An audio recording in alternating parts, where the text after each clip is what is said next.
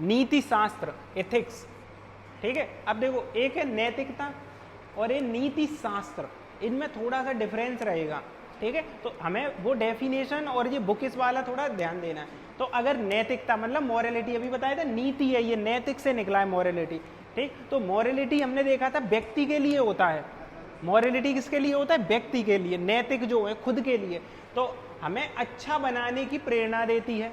तो क्या होता है, नैतिकता हमें जो मॉरलिटी होती है वो हमें अच्छा बनाने की प्रेरणा देती है, क्योंकि हम अच्छा बनना चाह रहे हैं, मोरल अच्छे होंगे। ऐसे कहते हैं ना, मॉरल साइंस पढ़ते हैं बचपन में मॉरल साइंस पढ़ते हैं, क्यों? क्योंकि व्यक्ति कैसे अच्छा बनाया जाए, हम कैसे अच्छे बन सकते, मॉरल साइंस हो गया। तो नीति शास्त्र हमें यह सिखाता है कि अच्छा बनने के लिए क्या तरीका है। समझ में आया? एक बुक है जिसमें सारे रूल्स लिखे हैं कि इन्हें फॉलो करोगे तो नैतिक बन जाओगे, यही क्या हो गया? नीति शास्त्र हो गया। और जो नैतिक है वो मॉरलिटी है, उसमें क्या होगा कि व्यक्ति कैसे नैतिक है। समझ में आया अंतर थोड़ा सा? एक बुक है नीति शास्त्र में अंदर शास्त्र होते हैं ना, हम लोग पढ़ते हैं, पुराण है, ये शास्त्र हैं, तो शास्त्र में वो तरीका बताया होगा कैसे बन सकते हो। पर एक मॉरलिटी का मतलब क्या होता है कि जो अच्छा बनने की हमें प्रेरणा देता है, पर व्यक्ति कैसे? अंदर से, ठीक है, जो मॉरल होते हैं, नॉर्मल, ठीक है। तो नीति शास्त्र केवल सही गलत का ज्ञान नहीं देता है, बल्कि ये गाइडलाइन है। अभी देखा ना, एक बुक है जिसमें सही कैसे है, गलत कौन सी चीज़ है, ये सब लिखा है। तो गाइडलाइन है, ठीक है, जो बताती हैं कि हम अपने जीवन और समाज में नैतिक रूप से कैसे व्यवहार करते हैं। तो व्यक्ति कैसा, जैसे एक कुछ विशेष परिस्थितियां होंगी, उनमें ज़्यादातर समाज के लोग सेम तरीके से ही व्यवहार कर रहे होंगे, तो ये हमें कैसे पता चलेगा? नैतिक नीति शास्त्र से। और वही चीज़ हमें ये भी तो बताएगा, अगर ऐसे रिएक्ट कर रहे हो तो ऐसे नहीं करना है, दूसरी तरीके से करना है, ठीक। तो ये वालों, अब देखो एथिक्स के बारे में। तो एथिक्स जो है नीति शास्त्र, वह अनुशासन है जो सदाचार, कर्तव्य और सही गलत के सिद्धांतों का अध्ययन करता है। अब देखो, जैसे ही एथिक्स में आते हैं हम सिलेबस में, क्योंकि ये हमारा टॉपिक स्टार्ट हो चुका है, अब हम जब सिलेबस में आएंगे तो हमारे सामने कुछ नए नए वर्ड आएंगे, जिनमें से तुम्हें मैंने बताया 10-20 कम से कम 20 वर्ड्स को याद करना है। जैसे कि अभी के लिए जब इन्हें हम डिटेल में देखेंगे तो बात अलग होगी, हम एग्जाम्पल से, अभी से तुम्हें समझना है, इन पर फोकस करना है, क्योंकि ये शब्द बार बार क्वेश्चन मतलब आंसर में यूज करने हैं कि व्यक्ति सदाचारी होना चाहिए, कर्तव्य परायण होना चाहिए, मतलब कर्तव्य होना चाहिए, और सही गलत के सिद्धांतों का अध्ययन करता है। तो हमने देखा, जब हम नीति शास्त्र की डेफिनेशन लिख रहे होंगे तो इन शब्दों को डालेंगे कि नीति शास्त्र वह अनुशासन है। नीति शास्त्र क्या बता रहा है, कैसे व्यवहार करना है, तो वो एक अनुशासन ही तो हुआ। तो डेफिनेशन को पेचीदा नहीं बनाना है, थोड़ा आसान तरीके से बताना है कि नीति शास्त्र वह अनुशासन है, या नीति शास्त्र जीवन जीने का वह तरीका है जिसमें क्या होते हैं, कुछ सदाचार गुण होने चाहिए, कुछ गुण होने चाहिए। वो क्या होते हैं? सदाचार का गुण हो सकता है, कर्तव्य का गुण हो सकता है, और ऐसे कई सारे गुण हो सकते हैं। अभी तो स्टार्ट किया है हमने, ऐसे कई सारे गुण आएंगे। तो ये सही गलत इनका अध्ययन करते हैं। प्रमुख बातें क्या होंगे? यह समाज और व्यक्ति के लिए नैतिक दिशा निर्देश देता है। जैसे हमने यहाँ पे कहीं लिख दिया कि ऐसा काम करोगे तो ऐसी सजा मिलेगी, और ऐसा ऐसा करना है। रूल्स होते हैं ना, ऑफिस में जाते हो, कहीं जाते हो तो लिखा होगा कि शोर नहीं मचाना है, धीमे बोलना है, अपनी सीट पे बैठना है, ऐसे लिखा होता है ना हर एक चीज। तो वही तो नीति शास्त्र में है कि ऐसा ऐसा काम नहीं करना है। तो ये क्या है? दिशा निर्देश हैं। जैसे होते हैं ना हर जगह दिशा निर्देश दिए होते संस्थाओं में, तो वही चीज दिशा निर्देश क्या है? नीति शास्त्र होते हैं। यह मूल्य और आदर्शों पर आधारित होते हैं। अब बात आई है मूल्य क्या होते हैं और आदर्श क्या होते हैं। आदर्श ऐसे हम कहते हैं ना, हर एक किसी व्यक्ति का कोई एक आदर्श व्यक्ति होता है जिससे वह समझता है, इसे फॉलो करता है। तो आदर्श वो रूप होता है जो सबसे बेहतरीन होता है, आदर्श है वो, ठीक है। और जब हम बात करते हैं वैल्यू की, मूल्य की, तो मूल्य होते हैं जीवन जीने का तरीका। जैसे कि विनम्रता एक मूल्य है, सदाचार एक मूल्य है। मूल्य वो तरीका है, वैल्यू है, जैसे हमारा जीवन कैसा है, हम कैसे हैं, ये हमारे मूल्य तय करेंगे ना, हमारे मूल्य तय करेंगे। मूल्य एक टॉपिक ही है अलग से, तो अभी अगला ही टॉपिक आएगा मूल्य ही। तो अभी पहले हमें ये समझना है कि नीति शास्त्र का जब हम आंसर लिख रहे होंगे तो हमें सबसे पहले उसकी डेफिनेशन समझनी है। डेफिनेशन में हम क्या कहेंगे? नीति शास्त्र वह विषय है, नीति शास्त्र वह अनुशासन का तरीका है, या फिर नीति शास्त्र जीवन जीने के तरीके को बताने वाला एक क्या है? विषय है, जिसमें हम क्या फॉलो करते हैं? कुछ नियमों को फॉलो करते हैं, आचरण, सदाचार ऐसी चीज़ों को क्या करेंगे, हम फॉलो करेंगे। उसके बाद हम कहेंगे जो प्रमुख बातें होंगी इसकी, कि जो नीति शास्त्र होगा ये समाज और व्यक्ति के लिए दिशा निर्देश होते हैं। एथिक्स क्या होता है, हमें दिशा निर्देश ही तो देता है, ऐसा करो ऐसा नहीं करना है, तो दिशा निर्देश होते हैं। और इनमें सहायता कौन करता है, वैल्यू, मूल्य। अगर सोचो हमने दिशा निर्देश दे दिए, जैसे हमने कह दिया कि रोड पे कभी भी तुम्हें ट्रैफिक का सिग्नल देखे तो तोड़ना नहीं है, ठीक है, कोई ट्रैफिक का सिग्नल तोड़ना नहीं है।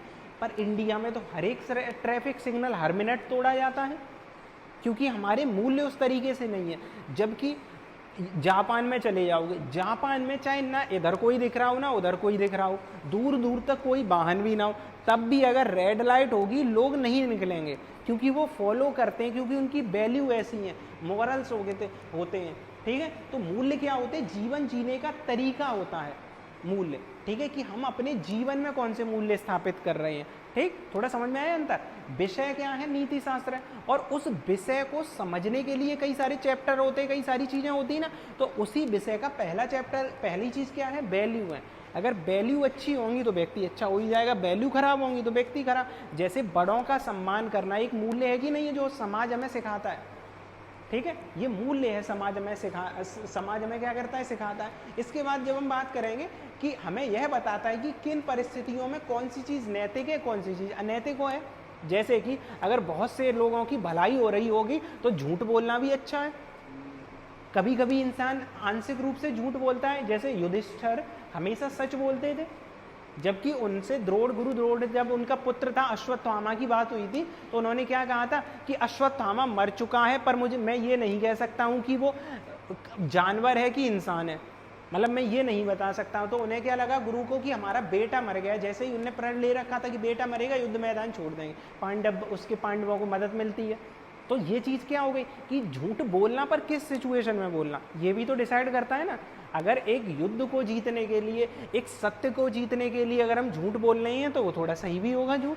अब कोई आतंकवादी किसी व्यक्ति के सामने खड़ा हो और 10 लोग अगर पूछा जाए कि क्या लोग अंदर हैं, अब तुम गेट पे ही खड़े हो और तुमने कह दिया हाँ अंदर ही तो बैठे हैं, क्योंकि तुमने बचपन से एक ही चीज़ एथिक्स में पढ़ी थी, ये पढ़ा था, नीति शास्त्र पढ़ा था तुमने। नीति शास्त्र का पहला पेज खोला, उसमें लिखा था सत्य बोलना सबसे बड़ा मूल्य होता है। पर तुमने सेकंड पेज खोल के ये नहीं लिखा था कि वैल्यू में ये भी लिखा है कि वैल्यू समय समय पर अलग अलग हो सकती हैं और उनका यूज़ अलग अलग हो सकता है। तो तुमने जैसे ही आतंकवादी आया, उसने कहा कुछ लोग छिपे हैं, तुमने कहा अंदर ही है, क्योंकि तुम गलत बोलते ही नहीं हो कभी। अब तुम्हारे लिए तो वो मूल्य सही है, तुमने अपने मन में सोच लिया कि हमने तो सही काम किया, झूठ नहीं बोला है, ठीक है, पर नैतिक रूप से वो सही है कि गलत है, गलत है, ठीक। तो ये वाली चीजें हैं। तो मूल्य और आदर्शों पर आधारित होता है जो पूरा विषय है, ठीक। तो ये हमने देखा, तो कौन सी चीज नैतिक है, कौन सी अनैतिक है। अब झूठ बोलना गलत है, तो ये देखा हमने, यह नैतिकता का नियम ही तो है, झूठ बोलना गलत है, ठीक है। क्या जान बचाने के लिए झूठ बोलना, जैसे अभी बताया मैंने, ये झूठ बोलना गलत है? नहीं, बिल्कुल नहीं है गलत, ठीक है। अगर किसी की जान बच रही है और उसमें झूठ बोला जाए तो कतई गलत नहीं है। कोई व्यक्ति को तुम्हें खुश करना हो और तुम्हें लगता हो कि ये व्यक्ति निपटने वाला है, मान लो, ठीक है, और तुम्हें ऐसा तुमने कुछ अच्छा सा बोल दिया, उसे खुशी मिल रही है, तो तुम झूठ बोलना क्या गलत है, ठीक है। तो झूठ बोलने का भी अलग अलग है। तो पूरा विषय जब पढ़ोगे तो विषय में ये लिखा है कि झूठ बोलना गलत है, पर मोरलिटी ये बताती है हमें, नैतिकता का नियम तो यही है। पर क्या झूठ बोलना हमेशा गलत होता है? नहीं। तो यही दो विषय अभी हमें पढ़ने, एक वस्तुनिष्ठ होता है, एक आत्मनिष्ठ होता है। कुछ चीज़ें ऐसी होती हैं जो लिखी हैं वो शाब्दिक रूप से वैसे ही फॉलो कर लेनी है, कुछ चीज़ें ऐसी होती हैं जो लिखी हैं पर उन्हें अलग अलग सिचुएशन में अलग अलग तरीके से फॉलो करना है। ऑब्जेक्टिविटी है, सब्जेक्टिविटी अपने हिसाब से हम सब्जेक्ट बना लेंगे। ऑब्जेक्टिव में वो सेम चीज़ है, जैसे ऑब्जेक्टिव क्वेश्चन आते हैं 1 2 3 4 ऑप्शन, तो उसमें एक ही तो ऑब्जेक्टिव होगा, एक सही होगा। मतलब दुनिया के लिए कुछ मॉरल्स, मूल्य ऐसे होंगे जो पूरी दुनिया के लिए सही होंगे, उन्हें हम क्या कहेंगे? वस्तुनिष्ठ मूल्य, वस्तुनिष्ठ मूल्य, ऑब्जेक्टिव मॉरल, ठीक है। और कुछ मूल्य ऐसे होंगे जो दुनिया के लिए अलग अलग होंगे, उन्हें हम क्या कहेंगे? सब्जेक्टिव, आत्मनिष्ठ मूल्य। समझ में आया ये चीज़? वस्तुनिष्ठ। अब ऐसा कैसे हो सकता है कि मूल्य अलग अलग हो सकते हैं? तो ये चीज़ सोचो कि मान लो हम लोग क्या खाते हैं, शाकाहारी खाना खाते हैं, शाकाहारी खाना खाते हैं। क्या शाकाहारी खाना खाना अच्छी चीज़ है? ये हमारे लिए तो बढ़िया है। तो हमने आत्मनिष्ठ, क्योंकि भारत में हम ज़्यादातर लोग क्या खाते हैं, शाकाहारी है, 60% लोग लगभग शाकाहारी है। तो शाकाहारी लोग अगर भारत में ज़्यादा हैं या हम शाकाहारी खाते हैं तो हमारे लिए तो अच्छा ही है, पर ये आत्मनिष्ठ ही तो है। दूसरा समाज अगर मांसाहार का उपभोग करता है तो गलत तो नहीं हो गया। दूसरा समाज या दूसरा व्यक्ति मांसाहार का, आप सोचो जिस समाज में हमेशा से ही खाने की कमी रही हो और वो समाज अगर मांसाहार का उपभोग करता है जहाँ खाना ही नहीं है। अब एक व्यक्ति पानी में ही रहता है, हमेशा आइलैंड वाले एरिया में रहता है, रेत है, ज़्यादा सब्जी हो नहीं सकती है, मछली मार के खा रहा है, तो वो गलत है क्या नैतिक रूप से? नहीं, क्योंकि वो अपने समाज परिस्थिति जलवायु के अनुसार सही है और हम अपने जलवायु के अनुसार परिस्थिति के अनुसार सही है। हमारे यहाँ खाद्यान्न प्रचुर मात्रा में होता है, गेहूँ है, चावल है, हर मौसम में मक्का, बाजरा, ज्वार, सारी चीज़ें श्री अन्न हमें उपलब्ध है, तो हम कह सकते हैं साकार। तो अब कहा जाए कि बुजुर्गों का सम्मान करना, अब ये आत्मनिष्ठ है कि वस्तुनिष्ठ है? पूरे दुनिया के लिए मूल्य। बड़ों का सम्मान करना ये वस्तुनिष्ठ हो गया। समझ में आया अंतर? ये पेपर में लिखना है अंतर। पूछेगा मोरल्स क्या होते, वैल्यू तो तुम्हें बताने हैं। वैल्यू ये होते हैं कि नैतिकता के क्षेत्र में कोई समाज जिन आधारभूत आदर्शों को अपने जीवन में उतारना चाहता है, यही मूल्य है डेफिनेशन। नैतिकता के क्षेत्र में कोई समाज जिन आधारभूत आदर्शों को अपने जीवन में उतारना चाहता, मूल्य क्या है? अपने जीवन में उतार, वही मूल्य है। मूल्य कितने प्रकार के होते हैं? 2 प्रकार के होते हैं। कैसे? एक आत्मनिष्ठ मूल्य, एक वस्तुनिष्ठ मूल्य। आत्मनिष्ठ मूल्य जो दुनिया के अलग अलग समुदाय के लिए अलग अलग हो सकते हैं और दुनिया के एक समुदाय के लिए, जैसे कि कुछ जनजातियां हैं वहाँ बहुविवाह चलता है, उनके लिए सही है वो, और हमारे लिए वो गलत है। ठीक है? तो अलग अलग समाज में अलग अलग परंपराएं चलती हैं। तो कुछ मूल्य कैसे होंगे? आत्मनिष्ठ होंगे, कुछ मूल्य वस्तुनिष्ठ होंगे। बड़ों का सम्मान करना है, झूठ बोलना, ये वस्तुनिष्ठ है, मतलब झूठ ना बोलना, ये क्या है? वस्तुनिष्ठ है। मतलब सभी धर्म मानते हैं ऐसी चीज़ें, तो सभी समाज मानते हैं झूठ बोलना कतई सही नहीं है। बड़ों का सम्मान करना बहुत अच्छी चीज़ है, ये हर समाज ही तो कहता है। दुनिया में किसी कोने पे चले जाओगे वो यही बात कह रहा होगा कि हर एक चीज़ क्या होती है? सही होती है। तो समझ में आया मूल्य क्या होते हैं? तो ये हुआ। तो मोरालिटी ये समझ। अब जब मोरालिटी की बात करेंगे नैतिकता की और नीति शास्त्र में, तो हमने क्या देखा? शास्त्र में ये व्याख्या होती है कि चीज सही है या गलत है। अब ये तार्किक आधार पे ही होती है। अब समझ में आ रहा है? ये शब्द मिलना स्टार्ट हुए हैं जो मेंस में यूज करने कि मोरालिटी, जब हम इसमें शास्त्र में, नीति शास्त्र में, एथिक्स में जब हम डेफिनेशन लिखेंगे तो हम क्या कहेंगे कि सही गलत की तार्किक व्याख्या करता है। क्योंकि ये किसने तार्किक बताया है? सुकरात, प्लेटो, अरस्तु, उन्होंने तार्किक चीजें जोड़ी थी। तो सही गलत का ज्ञान तो हमें धर्म ही दे रहा था, पर सही गलत का तार्किक ज्ञान सब्जेक्ट में शामिल किया गया है। क्यों सब्जेक्ट में शामिल किया गया है? क्योंकि तार्किक व्याख्या ही तो सबसे ज्यादा सही होगी। ठीक है? तार्किक जो चीज होगी तो क्या हो जाएगा? सही गलत की व्याख्या। उसके बाद तर्क, दर्शन और सिद्धांतों पर आधारित होता है नीति शास्त्र। अब हमने ये जाना था कि अगर हम नीति शास्त्र को समझेंगे तो कैसे आया है नीति शास्त्र? तर्क से ही तो आया है। तर्क, सुकरात, प्लेटो बैठे थे। उसके दर्शन से आया, दर्शन उपनिषद थे, अपने उपनिषद हैं और दुनिया भर के दर्शन है, उन दर्शन से आया है ये। उसके बाद है सिद्धांत, को सिद्धांत बना दिए कि ये अच्छा नहीं सिद्धांत है, ये बुरा सिद्धांत है, तो इन पे एक बुक बना दी, उसे ही क्या कहते हैं? मिथिक्स सब्जेक्ट पढ़ रहे हैं आज। ठीक? तो क्या समझे हमने? सबसे पहला तार्किक व्याख्या है ये, और तार्किक व्याख्या के आधार पर ही किस आधार पर ये तार्किक व्याख्या हुई है? तर्क, दर्शन और आध्यात्म, ये सारी चीजें सिद्धांतों के आधार पर हुई है। अब अधिक लचीला है, तर्क और विश्लेषण पर आधारित है। अब सोचो कि अधिक लचीला होगा क्योंकि तर्क के द्वारा अगर तुम इस चीज को, जो चीज तर्क के आधार पर स्थापित है, उसे तर्क के आधार पर नकारा भी तो जा सकता है। जो चीज तर्क के आधार पर ही बनी है और उसे तर्क के आधार पर ही गलत साबित किया जा सकता है, तो हम क्या कहेंगे? ये अधिक लचीला है। क्यों? क्योंकि तर्क और विश्लेषण पे आधारित है। आगे समय में कोई चीज अगर गलत साबित हो जाती है वो गलत मान ली जाएगी, कोई चीज सही साबित हो जाती है वो सही मान ली जाएगी। जैसे कि यूरोप के लोगों में, मतलब क्रिश्चियन धर्म के और यूरोप के लोगों का मानना होता है कि संसाधन उनके लिए ही है, मतलब ऐसे पेड़ हैं, जानवर हैं, ये उनके उपभोग के लिए ही, गलत नहीं है। पर पर्यावरण की समस्या के आधार पर तो ये गलत हो जाएगा ना। पर्यावरण की समस्या बढ़ रही है और अगर हम पेड़ों को इस आधार पर काटते रहें कि वो हमारे उपभोग के लिए हैं, तो ये गलत हो जाएगा। तो पहले तार्किक आधार पे अगर हम ये नीति शास्त्र में ये सही है मान लो उनके लिए कि हम पर्यावरण को अगर उतना क्षति पहुंचा रहे हैं, क्योंकि पर्यावरण तो दोबारा आ जाएगा और ये हमारे लिए ही तो है, पेड़ पौधे जीव जंतु, अगर हम उनका उपभोग कर रहे हैं तो गलत नहीं है। पर अगर आज की दृष्टि से देखें तो ये लचीला बदलाव की जरूरत है इसमें कि नहीं है, क्योंकि वर्तमान समय में तो इसमें चेंज आ ही सकता है, वर्तमान समय में तो चेंज आएगा ही ना। तो ये देखा हमने।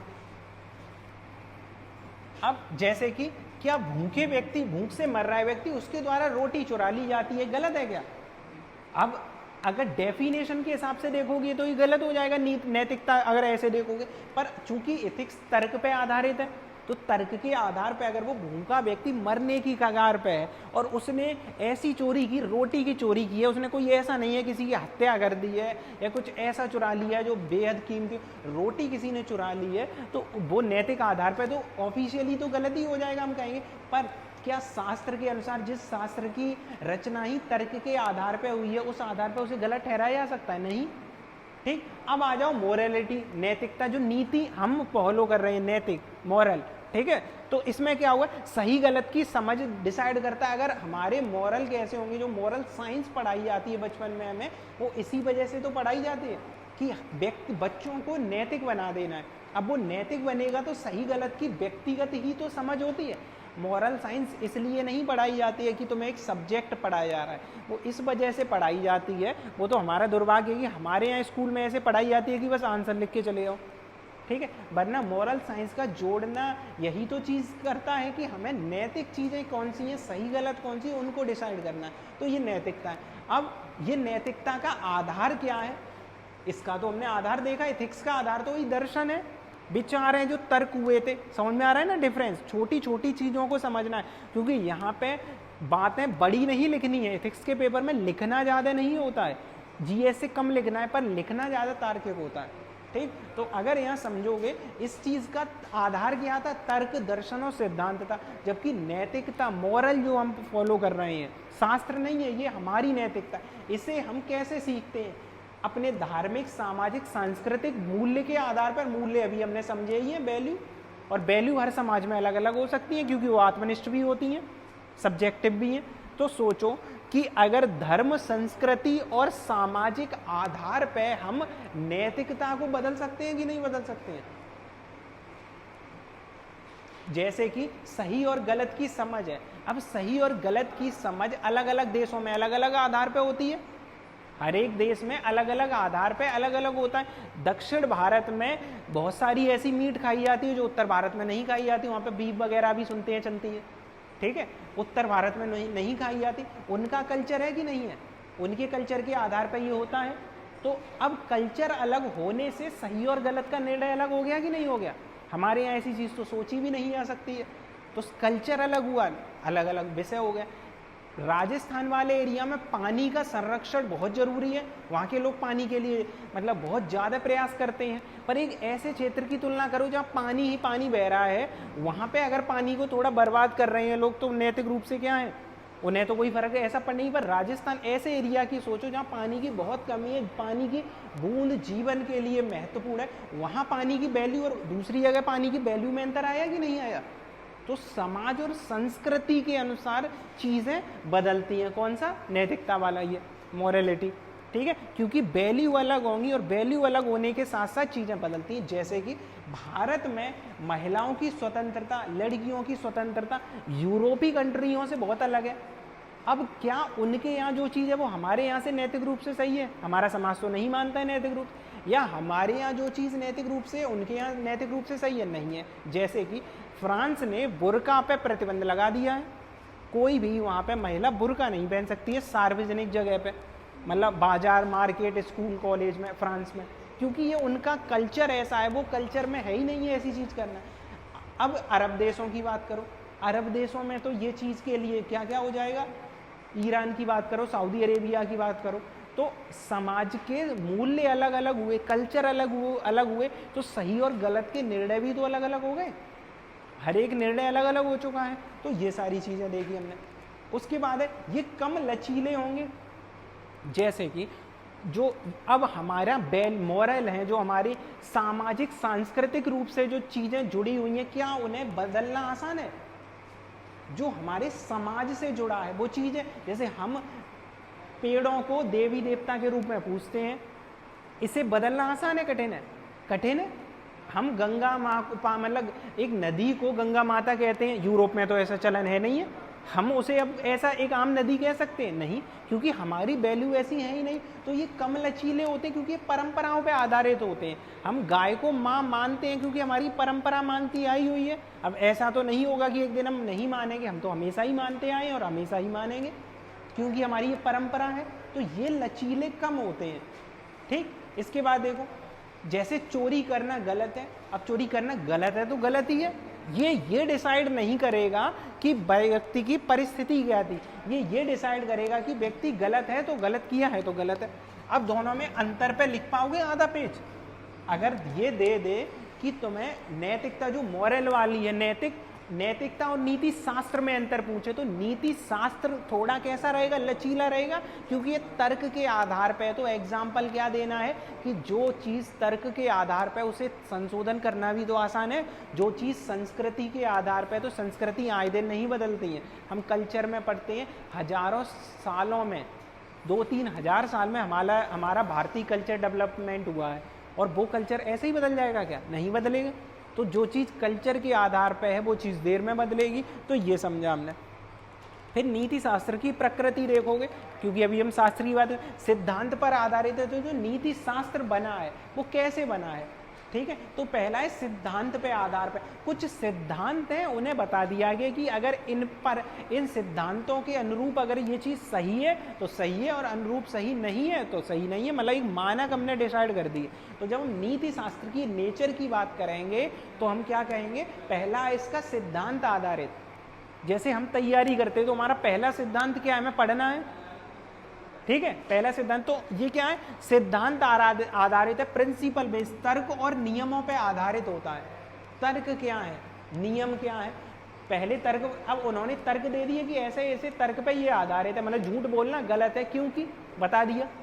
ठीक है, उसके बाद नियम बना दिए कि अगर कोई गलत करेगा तो उसे ये सजा देगी क्योंकि नियम ये है। तो तर्क के आधार पर दे दिया। उसके बाद है व्यवहारिक है, क्योंकि व्यवहारिक अगर नियम नहीं होंगे तो समाज कट्टर होता चला जाएगा। और नीति शास्त्र अभी तो हमने देखा प्रैक्टिकल है, थोड़ा लचीला है। तो नीति शास्त्र अगर लचीला है तो ये सोचो कि हमारे निर्णय में मदद करेगा कि नहीं करेगा। एक समाज जो कट्टर है उस समाज में चेंज देरी में आएंगे, पर एक विषय जो हम पढ़ रहे हैं जो तर्क के आधार पर बना है उसमें चेंज आ सकते हैं कि नहीं आ सकते हैं? क्यों? क्योंकि ये प्रैक्टिकल है, व्यवहारिक है। अगर वो चीज़ व्यवहारिक नहीं है तो उसे हटा दिया जाएगा, जो चीज़ व्यवहारिक है वो शामिल कर लिया जाएगा। जैसे कि मान लो जनजातियां हैं, कोई जनजातियां, अब जनजातियां बाहरी किसी दुनिया से मतलब नहीं रखती हैं, ठीक है, पर उन जनजातियों में कोई बीमारी फैल जाती है। अब बीमारी फैलने के बाद उन्हें अगर हम दवा देते हैं और वो जनजातियां दवा को ले लेती हैं, पहले उनका नियम था कि हम किसी बाहरी से संपर्क नहीं करेंगे, तो इसमें चेंज आ सकता है कि नहीं आ सकता है? उनके विषय में जो वो फॉलो कर रहे हैं रूल, उनमें चेंज आ सकता है, क्योंकि व्यवहारिक है, भाई जरूरत है तो ले लो। ठीक है, तो जो चीज़ आवश्यकता और समाज के अनुसार बदली जा सकती है वो व्यवहारिक होगी, और जो व्यवहारिक होगी वो लचीला हो ही जाएगा। ठीक, उसके बाद है संदर्भ आधारित, समय स्थान और परिस्थिति के अनुसार बदल सकता है। कोई भी चीज़ समय स्थान और परिस्थिति के अनुसार एक जैसी रहेगी क्या? रात में 12 बजे क्लास चलाना सही है? नहीं, समय स्थान और परिस्थिति के अनुसार अलग अलग चीज़ों के अलग अलग टाइम होते हैं। तो हर एक चीज़ का अगर अलग टाइम होगा, स्थान और परिस्थिति के अनुसार अलग अलग चीज़ें होंगी। ठीक है, अब जैसे कि हमें कहीं पे एक इंसान पहाड़ पे रहता है और एक इंसान ज़मीन पे रहता है, एक इंसान मरुस्थल वाले पठारी एरिया में रहता है, सबके लिए अलग अलग रूल्स होने चाहिए कि नहीं होने चाहिए? ऐसा होता भी है। जनजातियों में अलग अलग जनजातियों के अलग अलग रूल्स होते हैं और दूसरे जनजातियों के अलग रूल्स होते हैं। क्यों? क्योंकि रूल्स जो होते हैं वो समय स्थान के अनुसार क्या होते हैं? बदल जाते हैं। यही तो होता है, समय और स्थान के अनुसार क्या होते हैं? बदल जाते हैं। जैसे कि अरब कंट्री का कल्चर और हमारा कल्चर, अरब कंट्री का कल्चर और हमारा कल्चर काफ़ी अलग है कि नहीं है? अरब जो देश है मुस्लिम कंट्री, और उनका कल्चर और हमारे कल्चर में समय स्थान परिस्थिति के अनुसार ही तो है। जैसे कि मुस्लिम लोगों में एक परंपरा चलती है, जब वो हाथ धुलते हैं पानी में तो वो ऐसे करके धुलते हैं यहाँ तक, अब ये चीज उनके कल्चर में आ चुकी है, पर इसकी उत्पत्ति कैसे हुई थी? क्योंकि उस एरिया में पानी कम पाया जाता है, अरब वाली कंट्री में। अब अगर पानी कम पाया जाता है तो कम पानी से वो पूरा हाथ धुल सकते हैं। अब ये वहाँ से आया, अब अपने हाथ नॉर्मल धुलते हैं हम लोग, क्यों? क्योंकि हमारे पानी के उपलब्ध, तो अलग अलग नियम है कि नहीं है समय स्थान के अनुसार, तो ये वाली चीज़ आई।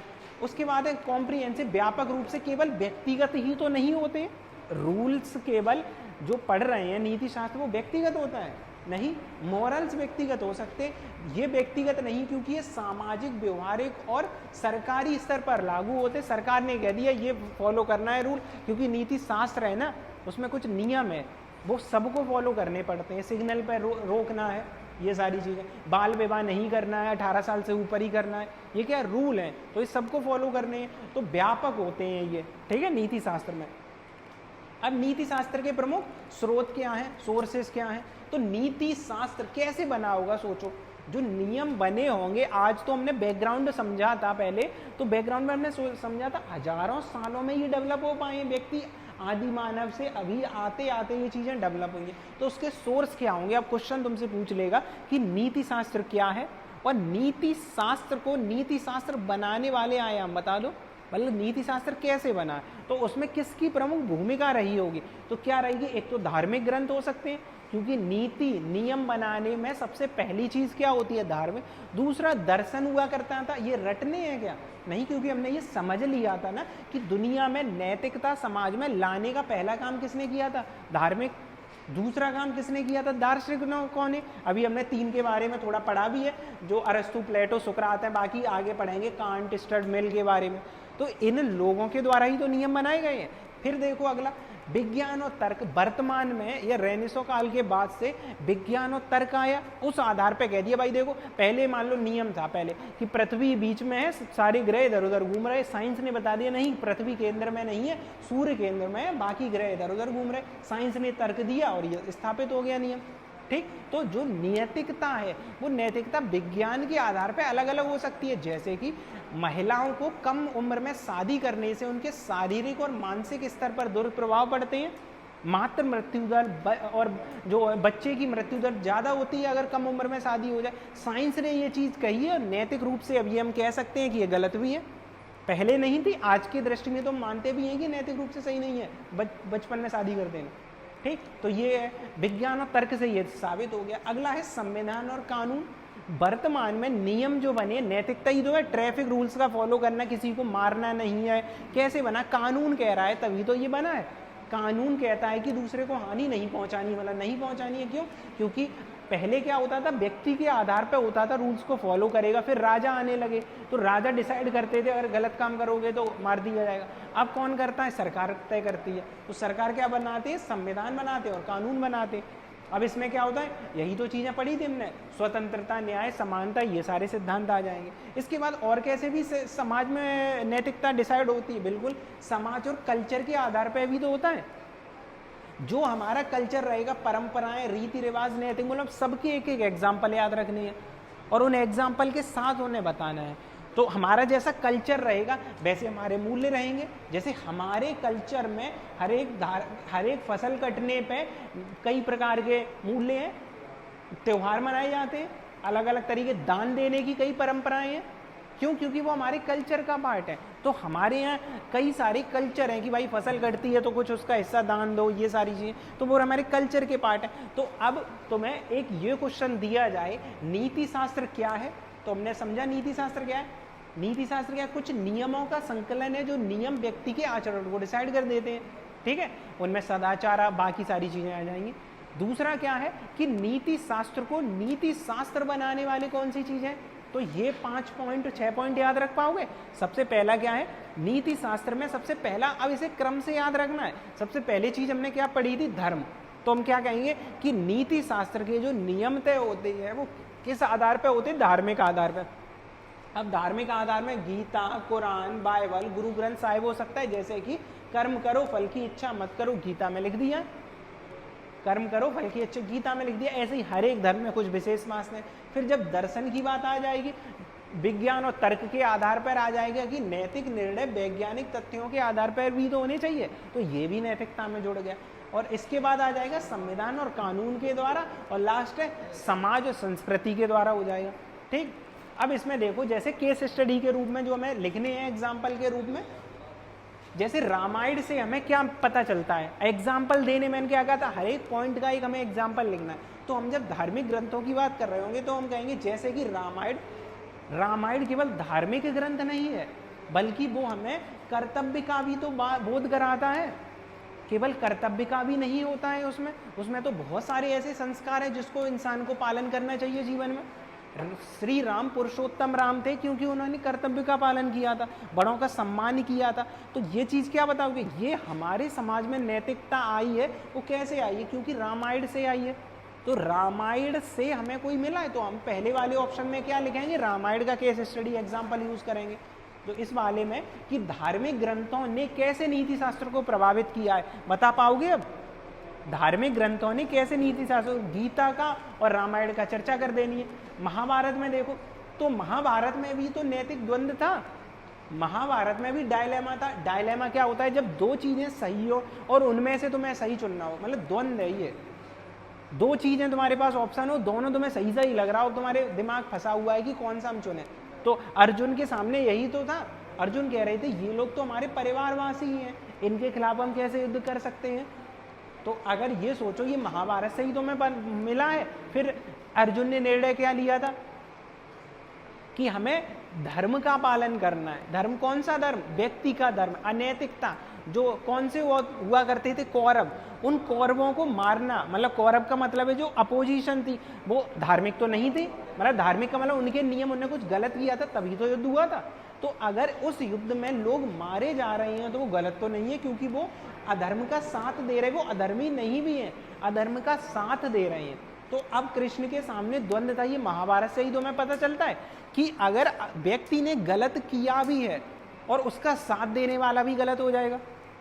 ठीक, तो ये उसके बाद संविधान ही तो हमें बताता है कि हमें क्या, अब आर्टिकल मूल अधिकार और मूल कर्तव्य हमें बता दें कि व्यक्ति को क्या करना चाहिए, व्यक्ति क्या कर सकता है। ये कौन बताता है, मूल अधिकार नीति निर्देशक। सरकार को क्या करना चाहिए, डीपीएसपी बताता है। ठीक, तो हर एक व्यक्ति का कर्तव्य क्या है, चीजें कौन सी फॉलो करनी चाहिए, ये हमारा संविधान बताता है। जैसे संविधान में समानता, स्वतंत्रता, भाईचारा, इनके विचार किए गए हैं। अब नीति शास्त्र का दायरा देखो कि स्कोप क्या है एथिक्स का, मतलब एथिक्स के दायरे क्या हैं, किस एरिया में एथिक्स को फॉलो किया जा सकता है। तो एक तो देखो व्यक्तिगत रूप में किया जा सकता है, हम अपने जीवन में भी तो एथिक्स को फॉलो करते ही है ना, जैसे कि सत्य, अहिंसा, ईमानदारी, करुणा, ये सारे व्यक्ति के मूल्य होते हैं, व्यक्ति अपने जीवन में इनका उपयोग कर सकता है। जैसे किसी परीक्षा में नकल ना करना, ये क्या है, ये व्यक्तिगत क्या है, नीति शास्त्र है। तो व्यक्ति अपने जीवन में क्या है, इसे फॉलो करना चाहिए। ठीक है, तो अपने यहाँ तो सरकारी पेपर भी लीक हो जाते हैं, नकल हो जाती है, लोगों की जॉब भी लग जाती है। ठीक है, तो पर व्यक्तिगत नीति शास्त्र क्या कहता है कि ये चीजें नहीं होनी चाहिए। अगला है सामाजिक नीति शास्त्र। व्यक्ति, अब सोचो अगर हर व्यक्ति सही नियमों का पालन करे तो समाज तो वैसे ही सही हो जाएगा। अगर हर व्यक्ति सही नियमों का पालन करे तो समाज वैसे, पर सोचो अगर समाज ना सही हो तो क्या कर सकते हैं, अगर समाज ना सही हो तो हम समाज के लिए भी तो नीति शास्त्र बना सकते हैं, समाज के लिए भी रूल्स बना सकते हैं। तो जैसे कि जाति, लिंग, धर्म, पर्यावरण आदि के लिए ऐसे स्वच्छ भारत अभियान में भाग लेना, अब ये सामाजिक मूल्य है कि नहीं है, मतलब सामाजिक नीति शास्त्र है कि स्वच्छ भारत मिशन का हमें सबको सपोर्ट करना चाहिए। क्यों, क्योंकि पर्यावरण फैलाना नैतिक रूप से तो गलत नहीं है, पर्यावरण फैलाना कोई गलत काम है। पर्यावरण को मतलब दूसरे अच्छा करना, बढ़ावा देना, ये अच्छा ही तो है। तो अगर हम स्वच्छता को बढ़ावा दे रहे हैं, स्वच्छ भारत, ये तो गलत नहीं है, तो इसे अच्छा, तो ये सामाजिक हो गया ना। ऐसे ही समाज में एकता बनाए रखना, समाज में हिंसा ना करना, एक दूसरे को भड़काऊ भाषण ना देना, ये सारी समाज की नैतिकता होती है। उसके बाद व्यवसाय की नैतिकता, समझ लेना ये की टर्म यूज करनी है। जब तुमसे पूछेगा कि नैतिकता के आयाम क्या होते हैं, मतलब किस एरिया में यूज कर सकते, तो सोचो सबसे पहले व्यक्ति आएगा, मैं, उसके बाद क्या आ जाएगा, हम, मतलब हमारा समाज, और इस समाज के बाद आ जाता है व्यवसाय, हमारा कोई व्यवसाय भी तो होगा हम समाज में। तो समाज में क्या आ जाएगा, व्यवसाय। अगर व्यवसायिक एथिक्स क्या है कि व्यक्ति को व्यवसाय में एथिक्स करना चाहिए। अगर एक अच्छा टीचर अच्छा नहीं होता है तो पूरे समाज को बर्बाद कर सकता है। एक डॉक्टर अच्छा नहीं होता सकता है तो लाखों लोगों की मृत्यु हो सकती है। एक डॉक्टर अच्छा नहीं होता, एक राष्ट्रपति अच्छा, प्रधानमंत्री अच्छा नहीं है तो देश बर्बाद हो सकता है कि नहीं। तो हर एक व्यक्ति के व्यवसाय का कुछ लक्ष्य है। अगर एक सोचो इंजीनियर अच्छा नहीं है तो पूरा एआई सिस्टम को बर्बाद कर सकता है। तो हर एक व्यक्ति का एक लक्ष्य होता है। एक अधिकारी अच्छा नहीं है, पूरा जिला खा जाएगा। तो क्या हो जाएगा, हर एक व्यक्ति का नैतिक होना ये क्या बताता है, हमारा सामाजिक जो प्रोफेशनल है। एक वकील का कानूनी रूप से, एक जज का सही ना होना समाज में कितना अन्याय बढ़ा देगा। सोचो समाज में एक कानूनी, जैसे अभी उनका आया ही है दिल्ली वाला केस, ठीक है, हाँ, तो उनने केस, तो उसके बाद एजुकेशन में जैसे हमने देखा, राजनीति में एक राजनेता जो करेक्टर के मतलब एक नैतिक रूप से कैसा है, करेक्टरलेस है, वो नेता कई सारे पाप करता है जीवन में। अब वो नेता जनता का भला कर पाएगा, नहीं कर पाएगा। तो ये वाली चीज। उसके बाद है प्रशासन में नैतिकता। प्रशासन में क्या हो जाएगा, व्यक्ति प्रशासन में भी नैतिकता का तो पालन करना चाहिए। व्यवसाय हो गया, उसका व्यवसाय है। फिर प्रशासन में क्या मतलब, जैसे लोकपाल, आरटीआई अधिनियम। अब लोकपाल का काम क्या है, प्रशासन में पारदर्शिता बनाना। अगर भ्रष्टाचार होता है तो उसकी जांच कौन करेगा, लोकपाल करेगा। तो लोकपाल का ये प्रशासनिक कर्तव्य है कि नहीं है। ऐसे ही आरटीआई एक्ट, सूचना का अधिकार, ये भी तो प्रशासन का कर्तव्य है कि व्यक्ति अगर सूचना मांगे तो उसे सही सूचना देना है, ठीक। तो ये हो गया। जैसे भ्रष्टाचार मुक्त शासन और पारदर्शिता, जवाबदेहिता, ये वाली चीजें आ जाएंगी, ठीक। पर्यावरणीय नैतिकता क्या होगी, पर्यावरण की क्या होगी कि पर्यावरण प्राकृतिक संसाधनों को नैतिक दोहन, मतलब हम संसाधनों का उतना ही प्रयोग करें जितना हमें जरूरत है। वही सतत वाला है एसडीजी गोल, सतत उपयोग को बढ़ावा देना है, ज्यादा नहीं संसाधनों का दोहन करना। इससे क्या होगा, सस्टेनेबल डेवलपमेंट हो जाएगा, टिकाऊ विकास हो जाएगा, ठीक। उसके बाद है नीति शास्त्र के उदाहरण में देखें, व्यवहारिक उदाहरण, एग्जाम्पल जो हमें पेपर में देने हैं, ठीक है। तो इन्हीं एग्जाम्पल में से थोड़े से एग्जाम्पल क्या है, याद कर लेने। जैसे कुछ एग्जाम्पल देखो अच्छे जब व्यवहारिक इंसान ने किया। जैसे लाल बहादुर शास्त्री ने ट्रेन टिकट ना होने पर जुर्माना भरा था। एक बार उनके पास ट्रेन टिकट नहीं थी, जुर्माना भरा था। ऐसे ही लाल बहादुर शास्त्री के समय एक बार ट्रेन एक्सीडेंट हुआ था, उन्होंने रेल मंत्रालय से इस्तीफा दे दिया था। क्यों, क्योंकि वो मानते थे कि उनका जिस पद पे है उस पद पे नैतिकता है कि नहीं है, कि अगर गलत हुआ है तो उन्हें त्याग पत्र दे दी। टाटा ग्रुप ने कभी भ्रष्टाचार नहीं किया। टाटा ग्रुप को किंगफिशर ने कई बार ऑफर दिया था रतन टाटा को कि किंगफिशर के साथ समझौता कर लें। सोचो टाटा ग्रुप को तो बहुत फायदा होता, पर उन्होंने कभी समझौता नहीं किया। हालांकि उन्हें करोड़ों अरबों का फायदा हो जाता, पर उन्होंने देखा कि नैतिक रूप से तो सही नहीं है। टाटा हर काम करती है, क्या टाटा गुटखा नहीं बना सकती है, आराम से बना सकती है। शराब नहीं बना सकती है, तुरंत बना सकती है, नहीं बनाते हो क्योंकि वो नैतिक दृष्टि से वो सही नहीं मानते हैं, ठीक। ऐसे ही है। तो ये एग्जाम्पल है। तो अगर ऐसे एग्जाम्पल को लिखोगे तो ये बताओगे कि नीति शास्त्र केवल सिद्धांत ही नहीं है, शास्त्र नहीं है, हमें ये अपने जीवन में उतारना है। तो व्यावसायिक जीवन में भी महत्वपूर्ण भूमिका निभाता है। निष्कर्ष में क्या लिखेंगे, नीति शास्त्र केवल सही गलत का निर्णय करना ही नहीं है, बल्कि एक विचारधारा प्रक्रिया है। हमेशा हम सही और हमेशा गलत नहीं हो सकते। एक प्रक्रिया होती है जिसमें हमें ज़्यादा सही और ज़्यादा सही होने की कोशिश करनी है और ज़्यादा गलत होने की कोशिश नहीं करनी है, बीच का रास्ता अपनाना है। ऐसा हो सकता है हम हमेशा सही ना हो पर ज़्यादा गलत भी ना हो, ठीक। तो ये चीज़ करने, केवल सही और गलत नहीं करना है हमें, उनके बीच का रास्ता अपनाना है, ठीक। दिशा निर्देश समाज, क्योंकि अभी हमने देखा समाज, राजनीति, प्रशासन, किसी भी क्षेत्र में हम रूल्स को फॉलो करवा सकते हैं। तो ये समय के साथ विकास, तो हर युग और समाज में नीति शास्त्र की व्याख्या अलग अलग हो सकती है। जैसे पहले समय में राजा जब चाहता था मरवा देता था, ऐसा ही तो पहले टैक्स न देने पर मृत्युदंड था, हाथ काट लिए जाते थे। केवल टैक्स नहीं दिया, हाथ काट दिए। सोचो, टैक्स नहीं दे पाया व्यक्ति। आज के समय में ये चेंज हो चुका है नीति शास्त्र में। आज के समय तो किसी के हाथ नहीं काटे जाते। तो ये चेंज जो आया है तो समय परिस्थिति के अनुसार चेंज हो सकता है। कुछ समय पहले कुछ था, पहले सती प्रथा को बहुत बढ़िया माना जाता था, बाद में क्या हुआ, समय के साथ चेंज हुआ और आज बेकार माना जाता है। तो ये सारी चेंजेस हुई, ठीक है। उसके बाद है तो नैतिकता एक व्यक्तिगत विषय है, लेकिन नीति शास्त्र समाज को एकजुट कर रखने का, हमने देखा मॉरलिटी है वो क्या है, व्यक्तिगत है, पर नैतिकता के कारण ही समाज है। सोचो समाज में सभी लोग एक साथ अनैतिक हो जाएं, 2-4 दिन लगेंगे समाज को भ्रष्ट होने में, खत्म होने में, क्योंकि एक साथ अगर सब भ्रष्ट हो जाए तो फिर क्या है, हर व्यक्ति दूसरे का सोचेगा ही नहीं और खत्म। नेता जनता का नहीं सोचेगा, जनता नेता का नहीं सोचेगा, अधिकारी लोगों का नहीं सोचेंगे, न्यायालय लोगों का नहीं सोचेगा, प्रशासन भ्रष्ट, लोग भ्रष्ट, सारा सिस्टम खत्म, ठीक। तो ये वाली चीज़, तो इसमें डेफिनेशन मतलब क्वेश्चन में क्या लिखना है इसके लिए कि नीति शास्त्र की परिभाषा दीजिए और उसके दायरे की विवेचना करो। नीति शास्त्र की क्या है, परिभाषा दीजिए और उसके विवेचना करनी है। तो इनमें अंतर देख लेना बस, जो अभी हमने पढ़ा था वो व्यक्ति के लिए होता है, ये बाहरी नियम है, यही तो देखा हमने। मोरालिटी क्या थी, व्यक्ति के अंदर, और व्यक्ति के मूल्य और विश्वास होते हैं और ये अंतःकरण से जुड़ा होता है, ये बाहरी नियम होंगे, ये वाला है, ठीक। तो नैतिकता में क्या है कि ये नैतिकता अंदर की आवाज होगी, ठीक है। नैतिकता क्या होगी, मोरालिटी अंदर वाली आवाज, व्यक्ति की। अगर आपको मौका मिले कि आप चोरी कर सकते हैं और कोई देख भी ना रहा हो, तो आप सोचो, तो मैं कोई देख नहीं रहा, हम एक ऐसी कल्पना करते हैं हमारे शहर में सब लोग खत्म, मतलब सब गायब हो चुके हैं और हमारे पास पूरी शक्ति है, तो हम जो काम करेंगे फिर हम सही कर रहे हैं कि नहीं, यही तो है मोरालिटी, नैतिक रूप से अंदर से। तो अगर हम मौका मिले कि कोई नहीं देख रहा, हम चोरी कर सकते। सोचो सामने एक बढ़िया सोने का कुछ रखा है या बहुत फैक्ट्री है कुछ ऐसा, मतलब बढ़िया खूब रुपए ही रुपए छप रहा है वहाँ पे, तो क्या करेंगे। तो यहाँ नैतिकता के अंदर से आत्मा आएगी, भावना जो आएगी, ठीक है, वह बताएगी कि ये सही है कि गलत है, ठीक है। और नॉर्मल ही अंदर से जो आत्मा आती है, अंतरात्मा की आवाज़, वो हमेशा सही होती है कि गलत होती है, वो सही होती है। हम उसे दबा देते हैं, हालांकि दबा कैसे देते हैं, बहाने करके, एक बार कर ले रहे हैं भ्रष्टाचार, क्या जा रहा है, अगली बार नहीं, सभी करते हैं, तो एक बार और कर ले रहे हैं। तो उस चीज़ को अंतरात्मा हमेशा कहेगी कि ये चीज़ गलत है, पर हम उसे फॉलो कर रहे हैं या नहीं कर रहे हैं, ये डिसाइड करना है, ठीक है।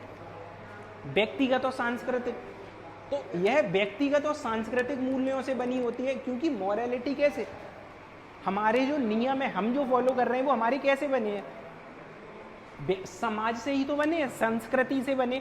हम अगर बड़ों का सम्मान करते हैं, हमारे यहाँ पैर छुए जाते हैं बड़े के, ये हमारी संस्कृति से ही तो डिसाइड हुआ है, हमारा कल्चर ऐसा था, इस वजह से ये डिसाइड हुआ है। तो हमारे मॉरल ऐसे हैं कि ऐसा है।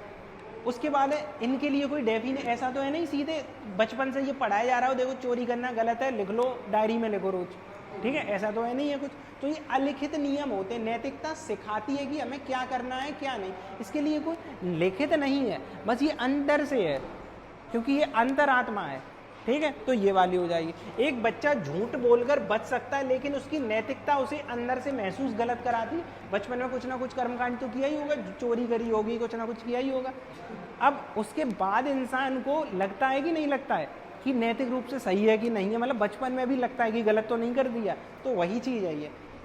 एक व्यक्ति रास्ते में पड़े पैसे उठा सकता है, लेकिन उसका अंतःकरण उसे रोक सकता है। किसी का पर्स गिरा, वो आगे ही चल ही रहा था, 10 कदम आगे निकल पाया, तुमने देख लिया इसी का और गिरा है, इसी का और गिरा। अब दो चीज़ें हो सकती हैं, एक तो रख लो और या दे दो। पहला विचार ये होगा दे सकते हैं, मतलब क्योंकि किसी का पता नहीं कितनी ज़रूरत हो, और फिर उसे हम दबा देंगे, क्योंकि अंतरात्मा की आवाज़ को फिर हम बहाना देखेंगे कि हमें भी तो ज़रूरत है, और क्या पता भगवान ने ही गिरवाया हो, मतलब हो सकता है ना कुछ ऐसा नियम हो पहले से फॉलो हो रहा हो। तो ये वाली चीज़ है, फिर हम उसे आवाज़ को दबा देंगे, अंतःकरण की आवाज़, और फिर हम वो काम कर लेते हैं। पर अंदर की जो आवाज़ होगी वही क्या है, मॉरलिटी है। और अब नीति शास्त्र एथिक्स की बात करेंगे। एथिक्स क्या है, बाहर के नियम है, नैतिकता के नियम को समझाता है ये, ठीक है। ये क्या है, बाहर के नियम है जो दार्शनिकों ने बना दिए, जो फिलोसफर्स ने बना दिए, जो टीचर्स ने बना दिए, इन लोगों ने बना दिए, वही नियम है। सही गलत का तार्किक निर्णय, इसमें तर्क दिए हैं भाई कि ऐसा करोगे ऐसा गलत है, ऐसा करोगे सही है, तो ये तार्किक है, नॉर्मल है, ठीक है। सामाजिक आयाम, व्यावसायिक और कानूनी पहलू है। अगर किसी डॉक्टर के पास ऐसा मरीज आए जो अपराधी हो, सोचो, तो डॉक्टर को इलाज करना चाहिए कि नहीं करना चाहिए। एक अपराधी व्यक्ति डॉक्टर के पास आता है, तो डॉक्टर के सामने क्या है, मर जाने दिया जाए उसे? नहीं। क्यों? क्योंकि व्यक्ति कैसा है ये नहीं डिसाइड करता है कि उसका इलाज कर रहा है कि नहीं। डॉक्टर की फिलॉसफी, डॉक्टरी का दर्शन क्या है, नीति शास्त्र क्या है उसका, कि मरीज कौन है, किस जेंडर का है, किस क्षेत्र का है, इससे ऊपर हमें उस मरीज की क्या देखना है, इलाज करना है। मतलब अगर मरीज आया है तो हमें इलाज करना है, वो बात पुलिस को डिसाइड करने दो ना, सही है गलत है वो पुलिस डिसाइड करे, समाज डिसाइड करे, डॉक्टर को डिसाइड थोड़ी ना करने का हक है कि सही है कि गलत है। तो ये नीति शास्त्र का काम क्या है, सिस्टमेटिक तरीके से नैतिकता को समझाना और लागू करना है। क्योंकि हम बार बार वही चीज़ पढ़ते हैं। अब हम एथिक्स क्यों पढ़ रहे हैं, क्योंकि अब हम कुछ दिन अगर पढ़ेंगे तो हमारे जहन में वो चीज़ें आएंगी अंदर से, और वही चीज़ें धीमे धीमे फॉलो होने लगेंगी। ठीक है, यह एक अध्ययन की तरह फिलोसफिकल स्टडी है, ठीक है, जो यह तक तय करने में मदद करती है कि क्या सही है और क्या गलत है। ठीक, यही तो तय कर रहे हैं हम तब से कि क्या सही है और क्या गलत है। जैसे एक वकील को अपने क्लाइंट की गोपनीय बातें, अब जैसे मान लो तुम्हारे साथ कोई केस हो जाता है और तुम वकील के पास जाते हो कि तुमने चोरी करी है, और वकील को भी पता है, तुमने वकील को बता दिया इनने चोरी करी है, पर वकील का काम क्या है, तुम्हें बचाना। पुलिस का काम और न्यायालय का काम है ना तुम्हें दोषी ठहर। अब वकील जाए और वकील ये कह दे इनने ही चोरी करी है, मुझसे अभी कहा था। ठीक है, तो अब ऐसा काम हो जाए तो ये असल में वैसे अच्छा है, बुरा थोड़ी ना है। नैतिक रूप से तुम कहोगे बहुत अच्छी बात है, बहुत अच्छी है, पर उस वकील की ईमानदारी तो उसकी वकालत में है ना। वकील ने शपथ क्या ले रखी है कि जो हमारा क्लाइंट आएगा उसे हम बचाएंगे। ठीक है, अब ये डिसाइड करना उसका कर्तव्य थोड़ी ना है, सही है कि नहीं, वो दूसरा वकील करने को है। तो अगर सोचो ऐसे ही है, तो अगर ऐसे सब सोचने लगेंगे तो केस ही फिर क्यों होंगे। अगर हर व्यक्ति इतना ही ईमानदार हो जाएगा तो ईमानदारी के अलग अलग आयाम होते। वकील को ईमानदार होने की यहाँ ज़रूरत नहीं है, क्योंकि उसका व्यवसाय उसे ईमानदार होने के लिए नहीं कह रहा है। डॉक्टर को ईमानदार होने की ज़रूरत नहीं है, डॉक्टर का पुलिस का काम है ना ईमानदार हो जाने दो। ठीक है, तो ये वाली चीज़ हो जाएगी। ऐसे ही है एक वैज्ञानिक जो रिसर्च में फर्जी डेटा नहीं देना चाहिए, रिसर्चर है कोई, वो फर्जी डेटा नहीं देना चाहिए, ये रिसर्च की एथिक्स है। उसने कोई रिसर्च की, उसने 10 निर्णय निकल के आए, सब अच्छे थे, एक निर्णय निकल के आया कि हो सकता है इंसान को कैंसर हो जाए इस बीमारी से, हो सकता है। अब वो 9 उसने सरकार को बता दे, आगे पब्लिश कर दे, एक ना करे। अब ये गलत है कि नहीं है, उसकी रिसर्च के खिलाफ है ये। तो ये क्या हो गया, रिसर्च का फर्जी डेटा अगर कर देगा, रिसर्च एथिक्स है। ऐसे ही किसी से भी जोड़ सकते हो, एथिक्स लगा दोगे वो एथिक्स हो जाएगी। एनिमल एथिक्स एनिमल के साथ हो जाएगी। ठीक है, तो ये वाली। उसके बाद कुछ केस स्टडी देख लेनी है जो एग्जाम्पल के रूप में, मैंने यहाँ इतनी डाल दी है कि आराम से इतने में से लिख देना है। जैसे कि गांधी जी के बारे में एक है, गांधी जी और ब्रिटिश कानून में। तो गांधी जी ने ब्रिटिश कानून का विरोध किया, असहयोग आंदोलन चलाया। अब गांधी जी ने नैतिक रूप से एक नियम के अनुसार थे, तो नियम कानून तोड़ा ही है। अभी तुमने देखा कि संविधान का पालन करना, कानून का पालन करना, यही तो नैतिकता है। और गांधी जी ने तो नैतिक नियम तोड़ दिए इस हिसाब से, और असहयोग सबने अवज्ञा भारत छोड़ो चलाए थे। पर उनने क्या, उनका आधार था, वो बड़े सोच रखते, क्योंकि भारत किसका, भारतीयों का था। अंग्रेजों ने हम पे कब्जा करके रखा था, तो अंग्रेजों का सपोर्ट करना नैतिक थोड़ी ना है। अंग्रेजों का सपोर्ट करना नहीं, भारतीयों का सपोर्ट करना या भारतीय मुद्दा उठाना, ये नैतिक है। ठीक है, उसके बाद ब्रिटिश कानून के अनुसार उन्हें जेल में होना चाहिए था, ऐसा ही तो होना चाहिए था, यही है। गांधी जी की मॉरलिटी कहती है कि अंग्रेजों का शासन गलत है, क्योंकि और इस वजह से उन्होंने विरोध किया था। ठीक, ऐसे ही भगत सिंह का सोच लो एग्जाम्पल के रूप में। अंग्रेजों की नज़र में भगत सिंह ने तो बम विस्फोट किया था, हालांकि उसमें कुछ ऐसा घातक नहीं था, पर अंग्रेजों के नज़रिए से देखो तो वो तो ये कह रहे थे। पर क्या भगत सिंह गलत थे? नहीं, क्योंकि भारत किसका है, हमारा है। अंग्रेजों ने कब्जा किया तो हम इतना भी नहीं कर सकते क्या?